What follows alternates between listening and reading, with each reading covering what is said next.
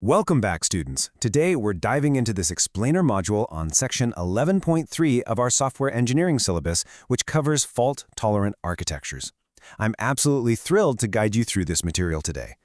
Progress in software engineering has been pretty astonishing, but our societies rely on systems that simply cannot fail. When we build complex software, we just have to accept a hard truth. Component failures, hardware burnouts, and software bugs are completely inevitable. They're going to happen. So let's dive right into this and explore exactly how we engineer systems to survive these failures. Here is a quick look at our agenda for today's lecture. We'll start with an introduction to fault tolerance, move on to replicated servers, protection systems, self-monitoring architectures, and version programming, and finally, we'll wrap up with our exam focus. Section 1. Introduction to Fault Tolerance. So before we start looking at specific architectures, we really need to define what it is we're actually trying to achieve here. What exactly is fault tolerance? Well, please make a note of this definition. Fault tolerance is a runtime approach to dependability. Now, unlike fault avoidance, which is something that happens during the design phase, fault tolerance acknowledges that despite our absolute best efforts, bugs and hardware failures will happen while the system is actively running. Because of this, the architecture has to be designed with built-in mechanisms to catch these errors, correct the erroneous state, and basically keep the system alive without a total failure. If a fault occurs, the system either recovers or it safely shuts down. Section 2. Replicated servers. The most basic approach to building a dependable architecture, and you'll see this widely used in e-commerce transaction systems, is using replicated servers. Think about it. If you have an e-commerce database, you might use two identical servers. If the primary one dies, a backup immediately takes over the processing. But notice the crucial distinction here between redundancy and diversity. Replicated servers give us redundancy. We have a backup, right? However, they totally lack diversity. Because both servers are identical and run the exact same software program, a single software bug that crashes the primary server will almost certainly crash the backup server at the exact same time. So, to handle software design failures, we need architectures that incorporate both redundancy and diversity. Section 3. Protection systems. Take a look at how this setup beautifully illustrates a protection system operating. Notice you've got a complex control system at the bottom and a completely separate protection system sitting right above it. A protection system independently monitors the environment. Let's use the textbook's classic example of a driverless train. A highly complex software program is what actually drives the train. However, a completely separate, much simpler protection system is just sitting there monitoring the train's speed and the track signals. If the train passes a red light and the main control system doesn't slow down for some reason, the protection system immediately steps in, overrides the control system, and automatically applies the brakes. Because the protection system only has this basic get you home or safe state functionality, it's very small, very simple, and can be tested extensively to ensure it is ultra-reliable. Section 4. Self-monitoring architectures. Now, building on that idea of monitoring, a self-monitoring system actively checks its own computations during runtime. Notice how the input is split across two completely separate channels. Both channels perform the calculation, and their outputs are sent to a comparator. If the outputs are identical, great, the system assumes everything is correct. But if the outputs differ, the comparator instantly knows a fault has occurred. It raises a failure exception on the status line, and the system either shuts down or hands over control.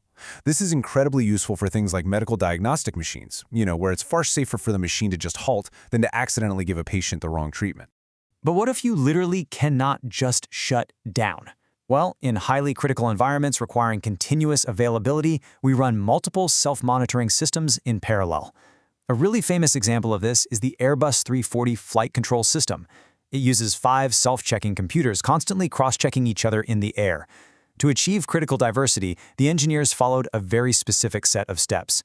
First, they used different processors and chipsets sourced from completely different manufacturers. Second, the flight control software was written in different programming languages. And third, it was coded by completely different development teams. If one channel glitches, the hardware filters simply switch it off and take the output from an alternative, healthy system. Section 5. End version programming. This amazing concept of multiple versions running in parallel leads us perfectly into our third and most complex architecture. In hardware circles, this is also known as triple modular redundancy, or TMR. We see that in end-version programming, we don't just have one development team write the code. We might hire 3 completely different teams. We give them all the exact same software specification, and they sit in completely separate rooms to write 3 entirely different versions of the software. Then, during runtime, all 3 of these diverse versions execute in parallel on separate computers. So you might be wondering, how do we decide which version's answer is actually correct? Well, we use a voting system, which is represented here by the output selector. The crucial point is this. The voting system compares the outputs from all 3 versions. Let's say 2 versions output a value of 50, but the third version glitches and outputs 90. The voting system acts as the ultimate judge. It simply ignores the inconsistent minority and outputs the agreed result from the healthy systems. This allows the overall system to continue functioning safely, even if there's a severe software fault in one of its components. The illusion of complete diversity. Now, we absolutely must address a common misconception in software engineering. You might think that locking 3 teams in different rooms guarantees diverse, fault-free software.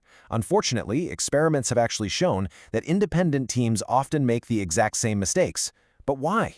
Well, developers often share similar cultural and educational backgrounds. They might have quite literally learned from the exact same textbooks. And more importantly, if there is a confusing, ambiguous line in the requirement specification, all 3 teams are highly likely to misinterpret it in the exact same way.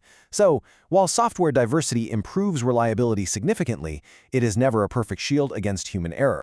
Section 6, Exam Focus. Okay, students, we have covered a whole lot of ground today. Let's quickly recap the most important facts you must remember for your upcoming tests. You must be able to describe the 3 architectures and clearly explain their behavior. First, protection systems. Remember, the core mechanism is to override the main system, and your key example is the driverless train passing a red light. Second, self-monitoring architectures. The mechanism here is to compare 2 channels and shut down on a mismatch, brilliantly used in the Airbus 340 self-checking computers. And finally, N-version programming. The mechanism here relies on a voting system to choose the majority output from diverse software versions. I want to leave you with this final, rather provocative thought, which connects directly to real-world software engineering economics. Why on earth don't we just use N-version programming for every system? Well, because the financial cost is absolutely astronomical. You are literally paying to have the exact same software program written 3 separate times by 3 separate teams. It is incredibly expensive and is therefore reserved only for ultra-critical systems like aerospace flight control and nuclear reactor protections, situations where failure literally means catastrophe. Next week, we'll see exactly how these architectural decisions feed directly into the broader topic of safety engineering. Thank you so much for your attention, students. Study these concepts well, and I will see you in the next lecture.